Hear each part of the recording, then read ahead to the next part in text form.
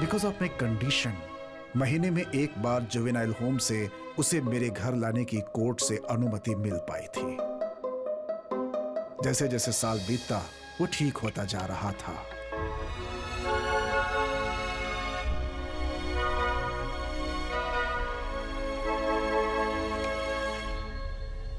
पर अचानक 2 हफ्ते पहले वो बिल्कुल ही बदल गया।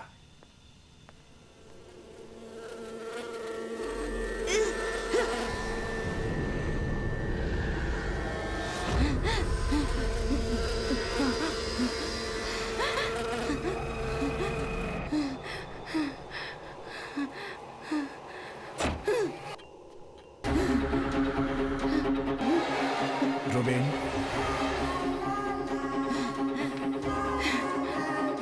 रुबीन,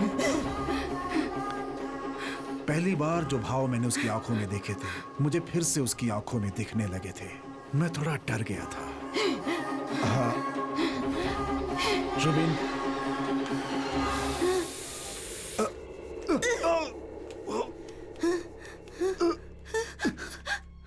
रुबीन, That was the last time I saw him. इतने सालों मैंने उसे ढूंढने की कोशिश की मगर आप लोगों से मुझे उसके बारे में पता चला।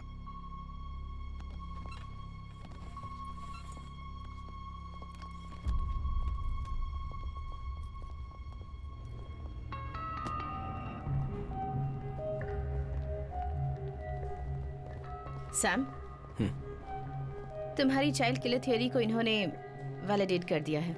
उसका नाम और डिटेल्स अब हमारे पास हैं। Now I think it's just a matter of time. वैसे भी वो किसी के साथ ज्यादा दिनों तक नहीं रह सकता। पुलिस फोर्स को चकमा देना कोई आसान काम नहीं है।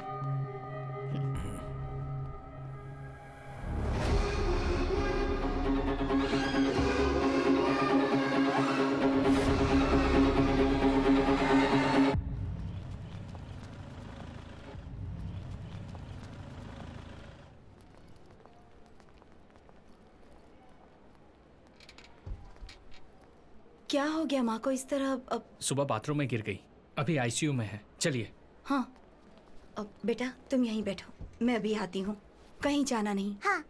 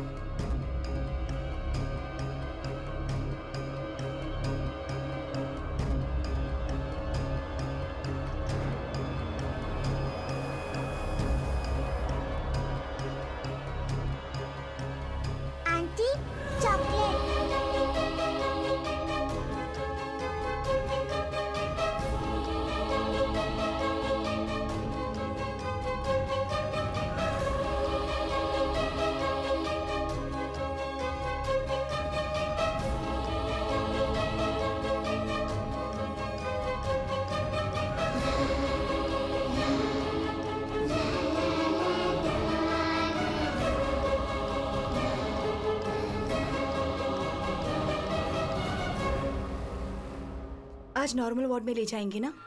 वो तो भी डॉक्टर ही कह सकते हैं।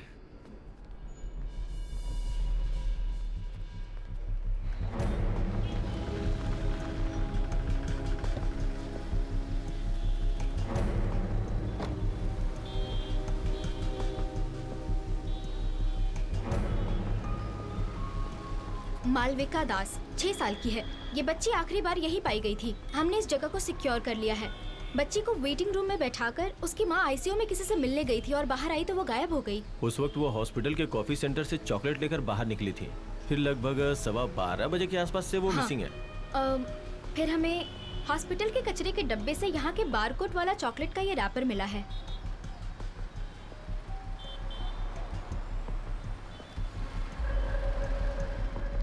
वो तो एसपी आइजैक है ना? उन्होंने पैसे देके सब कुछ सेटल कर दिया, एक इंक्वायरी तक नहीं हुई।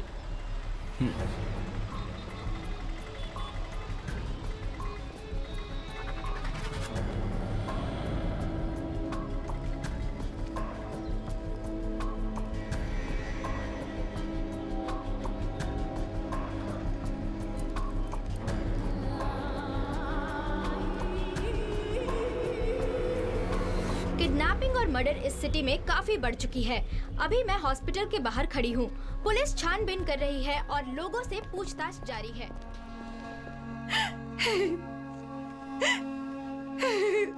ये यहीं से लिया है, पक्का है ना? हाँ सर। आप श्योर है ना? हाँ, इन्हें देखो, मैं आती हूँ। साथ में उसके कोई लड़का भी था? पता नहीं।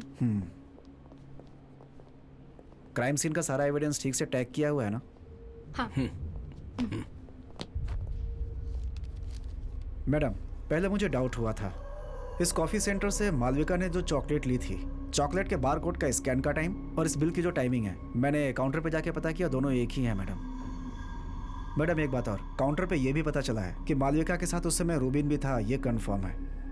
मैडम एक बात और, मुझे पूरी तरह से विश्वास हो गया है, मालविका के अबडक्शन के पीछे रूबिन का ही हाथ है, इसमें कोई शक नहीं। सर, वो चॉकलेट वहां पर गिरा नहीं हो और अगर हमें मिसलीड करने के लिए वहां डाला हो तो?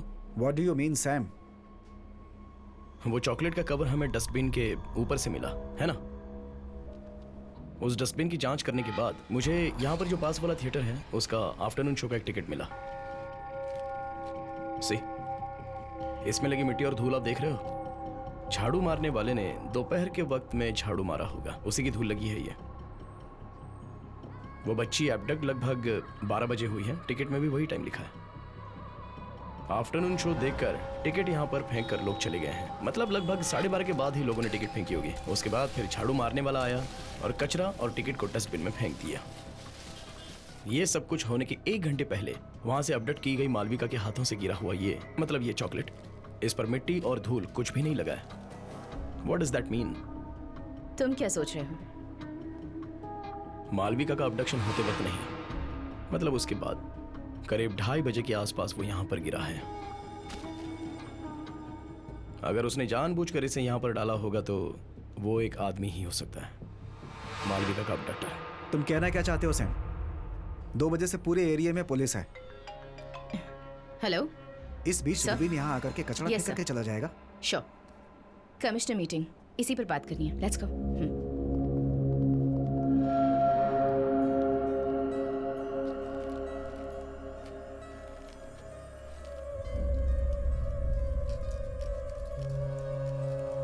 वो दोनों जो कह रहे हैं वो भी सही है।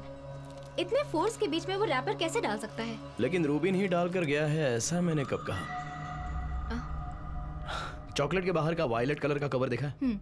गोडाउन वाले, दुकान वाले, बहुत से लोगों का इस पर हाथ लगा होता है, लेकिन इसके अंदर वाला मशीन पैक्ड गोल्डन फॉइल, इस पर भी 2 लोगों के हाथों के निशान है। ये चॉकलेट कवर खोलने वाली मालविका और दूसरा जिसने यहाँ पर ये कवर फेंका।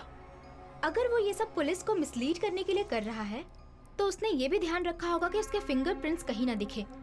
हाँ, ध्यान तो रखा होगा, ध्यान रखा है, क्योंकि इस गोल्डन फॉइल के बाहर 5 to 7 मिलीमीटर का लंबा कॉटन थ्रेड मिला है, जैसा हैंडकरचीफ में रहता है वैसा ही। तो हो सकता है उसके फिंगरप्रिंट ना है, इसलिए ऐसा किया होगा।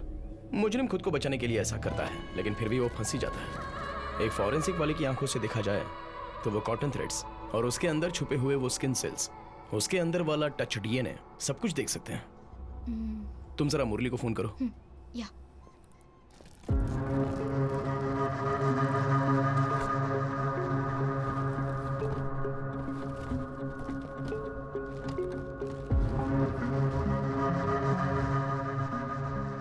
इसे काराकुलम बायोटेक्नोलॉजी लैब से लेके आया हूँ।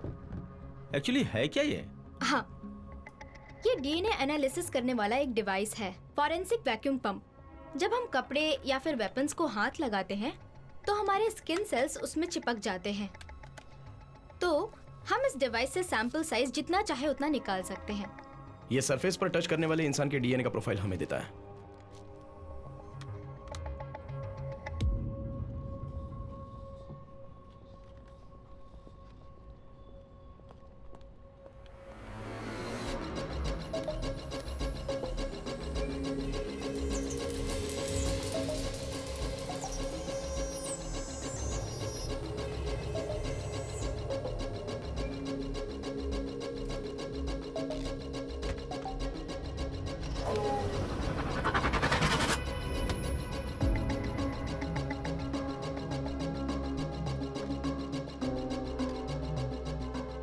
ये वो 2 डीएनए हैं जो उस चॉकलेट रैपर से हमें मिले थे।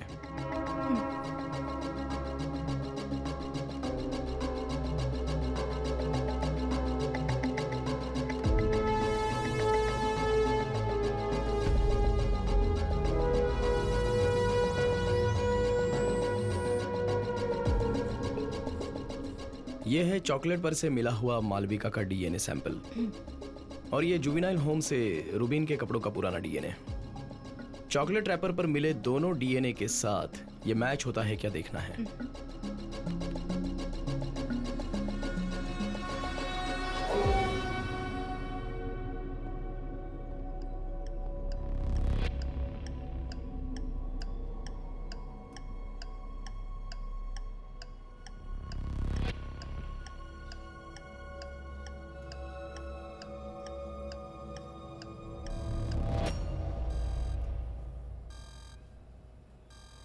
दूसरी बार उस चॉकलेट रैपर पर ना ही मालविका ने हाथ लगाया और ना ही रूबीन ने।